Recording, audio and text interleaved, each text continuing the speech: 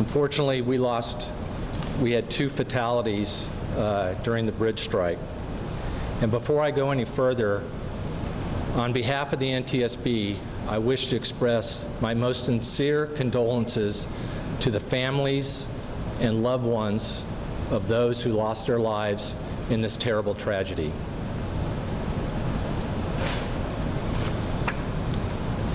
The NTSB arrived on scene late yesterday afternoon and throughout the evening, and our first day on scene was this morning, starting today. We are here to gather perishable evidence, and that's what we will be doing the whole time we will be on scene, and that'll take as many days as it needs to be. This is the start of a long process. We will not be drawing any conclusions. We will not speculate. We will also not be determining the probable cause while we're on scene.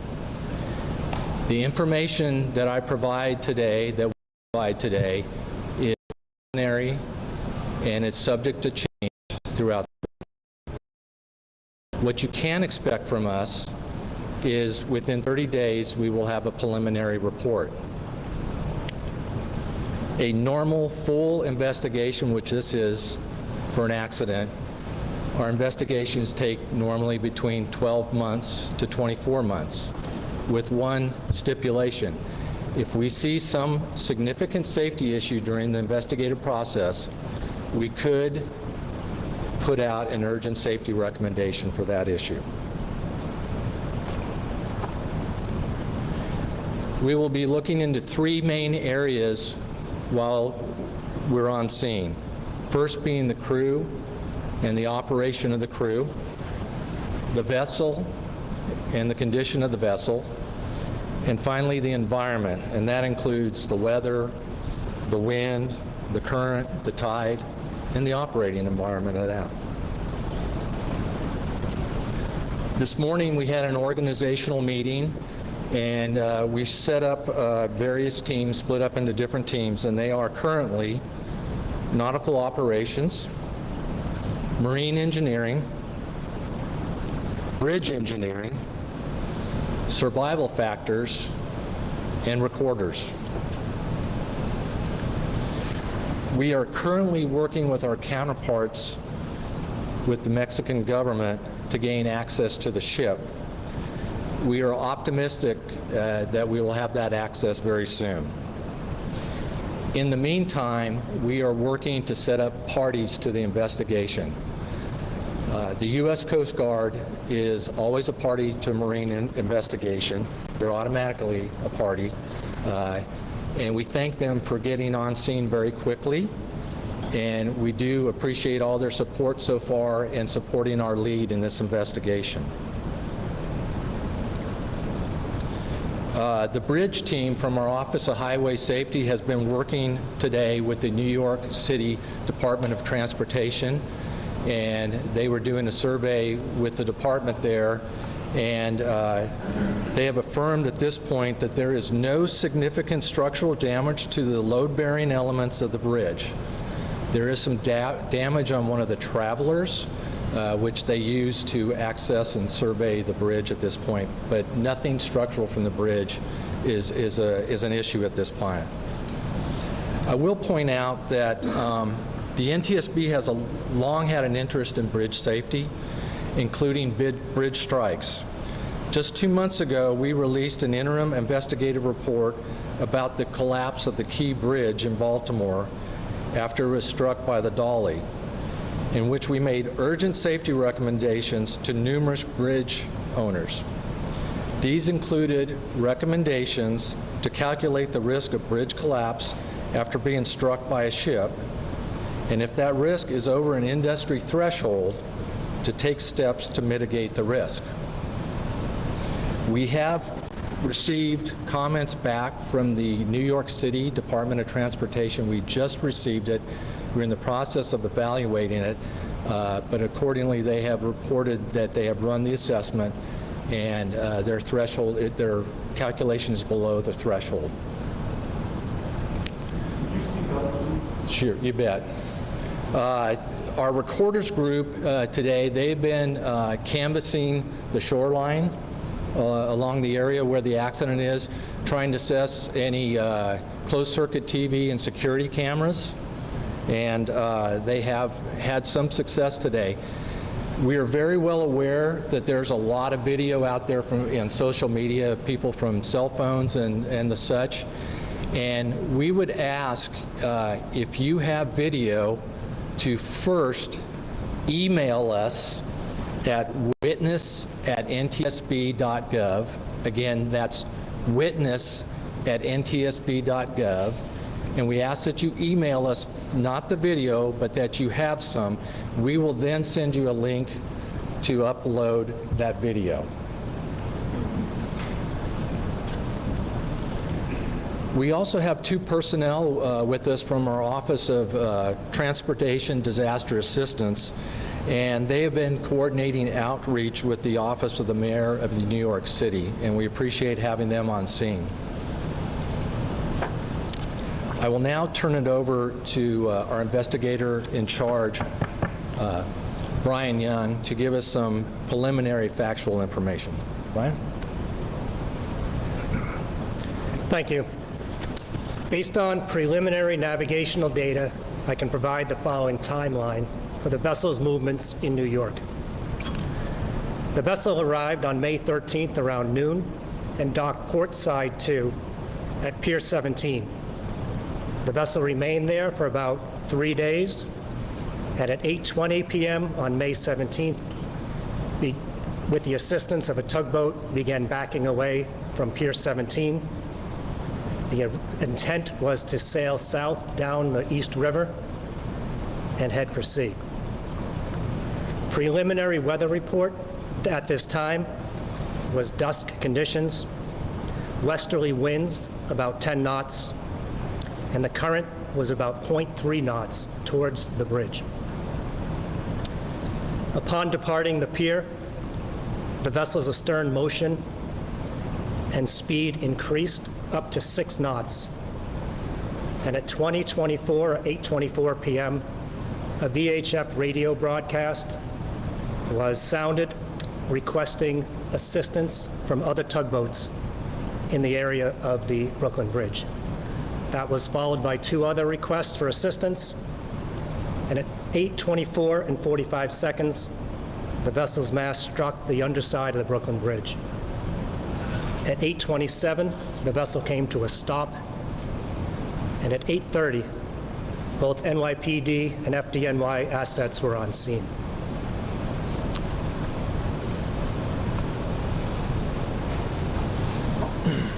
Thank you, Brian. Please follow us on X at NTSB_newsroom. Again, that's at NTSB_newsroom for any additional updates or further briefings. And before we get to questions, I want to thank all the first responders who were on scene, and they were on scene very quickly within 5 minutes of the bridge strike. And I'd also like to thank the ongoing coordination by the New York City Emergency Management. We appreciate all the work that they do and all the first responders. I'm going to take some questions, and before I do, I would ask that you raise your hand, and when I call on you, please state your name and affiliation, and we will do our best to restate the question for everybody in the room. First hand right there. Hi, Lauren Lusk from WABC TV. In some of the video, we see a tugboat. We don't see a tether, but this is as it's leaving Pier 17. Can you talk to the role of that tugboat and whether it was helpful or perhaps even harmful in the movements of this small ship?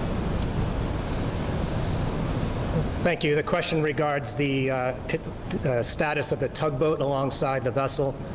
As far as we know at this time, the tugboat had assisted the vessel moving off the pier, and part of our investigation will be to look into the tugboat's policies and procedures for the operation once helping the vessel get off the pier, what its guidance would be and what its the job it would have to do. Right here. Hi there, Chris Baker from CBS News. Two questions. Any sense that there's a data recorder, a voice recorder on this ship to obtain? And it sounds like from your timeline, whatever went wrong happened very quickly after that tugboat got it out off the pier. Is that right? The first question was about any recording devices on board the vessel, such as a VDR, a voyage data recorder. Our recorders group, once getting aboard the vessel, will make a full assessment of any recording devices, and we will capture that information and retrieve it. And the other question was, it was approximately 5 minutes from the time the vessel started coming astern to the time they struck the bridge. Yes. So you don't know at this point if there's a recorder? We don't know at this time, not yet. Right here. Two questions as well. Number one, why wasn't the ship towed out of the harbor towards Bay Bridge? Why did you decide to opt using a towboat? And then, as far as what you're exploring is what might have caused the ship to hit the bridge, has there been any discussion over whether this was an engine failure or anything else that might have led to this happen? Okay, I read about 3 questions in there. Would you ask the first one again? Yeah, of course. So the first was, why was the ship towed out of the harbor towards Bay Bridge? Why the decision not to use a towboat? The question pertains to the use of a tugboat departing the harbor. Again, we are going to be, that's part of our nautical operations investigation, where we look at the procedures on what is the normal operation for a tugboat assist departing a pier and leaving the harbor. Got it, thank you. And then as far as what you might be exploring as like potential causes that may have led to the boat to hit the bridge, have there been any sort of discussion over whether this was an engine failure or what might have led to this to happen? The question pertains to a possible cause of the bridge strike, possibly as an engine failure, and we have an engineering group led by myself, which I'm an engineer, and we will look at the status of the engine. We'll look for any failures, we'll look for engine inspections, and we'll talk to the crew on what may have possibly occurred with the engine. And additionally, if the engine has any sort of ECM or electronic control modules, we'll grab that electronic evidence as well. We need to go to somebody else. I will also state, too, we haven't had a chance to do any interviews at this point. We need to interview the tugboat pilot, the harbor pilot. We'd like to, the captain of the ship, and there's a lot of some other crew members we want to do, but we haven't had that chance. And again, we are not determining a probable cause, and we're not going to speculate about one because we haven't gathered enough information yet. We're just at the beginning of gathering the factual information. There's a question right here. Hi there, Mark Morales. Good. 2 questions. You mentioned for the 6 knots. Is that typical for the boat when it's leaving, or was there some sort of acceleration? The other question I had was when you talked about the timeline, specifically the boat left at 8:20 and 8:24, the boat was calm.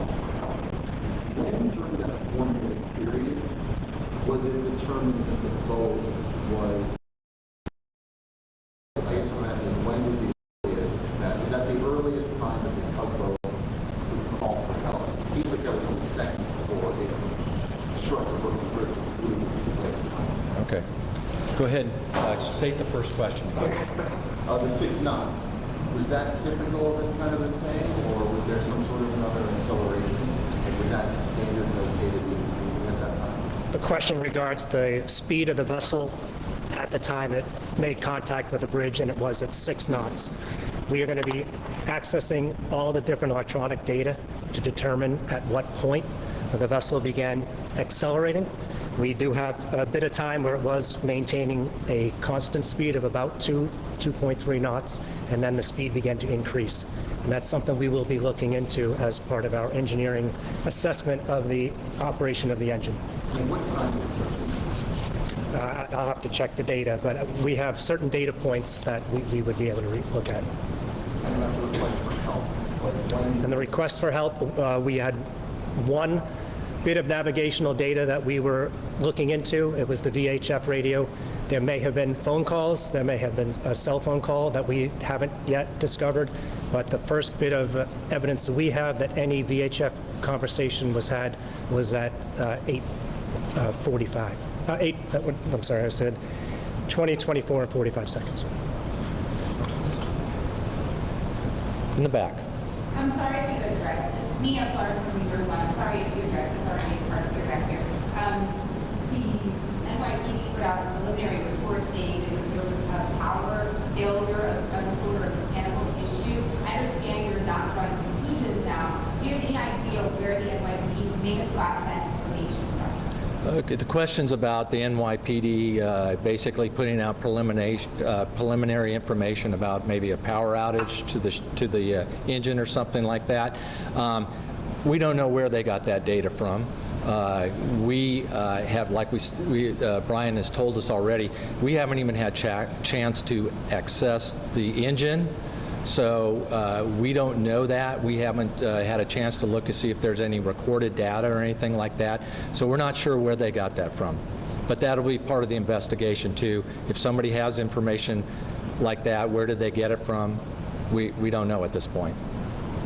Okay, let me come back over. Back in the back. A little louder, please. I know the air conditioning is really loud. Do you have any information on the ship department yearly before the conditions? I'm sorry, say it again. So, do you have any information that the ship departed yearly that it was supposed because the condition, the weather conditions? Ship. Okay. The question is, do we have any information that the ship departed early because of the weather coming in? We have no information on that at all. We haven't had a chance to talk to any of the crew at this point. Okay. Why is that? We are waiting. The question is, why haven't we had a chance to talk to the crew yet? We are working with our counterparts in the Mexican government to gain access to the ship, and hopefully with some of the crew members to be able to interview them. Not unlike the harbor pilot, the docking pilot, we're going to interview them here in the near future. Question? Have you gotten any response from the Mexican government? Have you actually spoken to some officials, or you are waiting to see any response? The question is, have we spoken with the Mexican government and all? We have our officials, our counterparts on the other side. Our general counsel is working with them at this time. We're also working with the vessel agent. And we are very well aware that there's also other crews that the city would like to move the ship to a salvage yard very soon, and there's going to access that needs to be done so that they can actually assess the hull integrity from inside the ship, hopefully also. Another question right here. So I have two questions for you. First, where exactly is the crew now and where is the ship now? And then secondly, previous bridge strikes, what have been the spectrum of causes? Can you just take us through that? Okay, you want to? The first question was, where are the crew and the ship at this time? They are docked on the east side of Manhattan, and the intent is, once it is deemed that the vessel is structurally sound, they will tow it to a repair facility. And they're on the ship living there? Yes, the crew is living on the ship right now. And then the second question about the spectrum of possible causes, the previous bridge strikes in the U.S.? Give me the whole question again. Sure. Can you just take us through the spectrum of past bridge strike causes? Okay, he's asking a question about the whole spectrum of previous bridge strikes and causes. There are multiple bridge strikes out there, and it depends on the size of the ship in many cases. The vast majority of them, looking at the statistics, have been barges. I think a lot of them are mainly on our inland rivers. We've had numerous recommendations out there over the years. The most current one we have was from the Dolly in Baltimore, and you saw the results of that bridge strike. It was catastrophic, so that's why we put out an urgent safety rec just here recently for bridge owners to take a very close look at their risk assessment of their vulnerability of a bridge being brought down by a boat strike or a ship strike. Okay. One more question, right here. So I want to ask about the crew. We've seen that many of them went back to Mexico. So the folks on the ship, are those people the ones that you need to interview?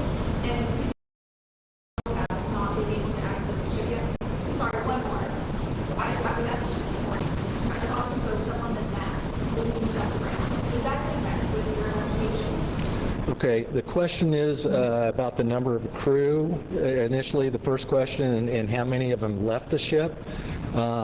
It has been reported that the City of New York helped approximately 179 cadets leave the country last night to go back to Mexico.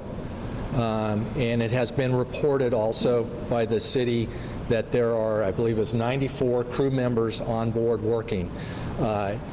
The other part of the question was about people working up in the mast. Earlier today, yes, I was on scene myself on the dock.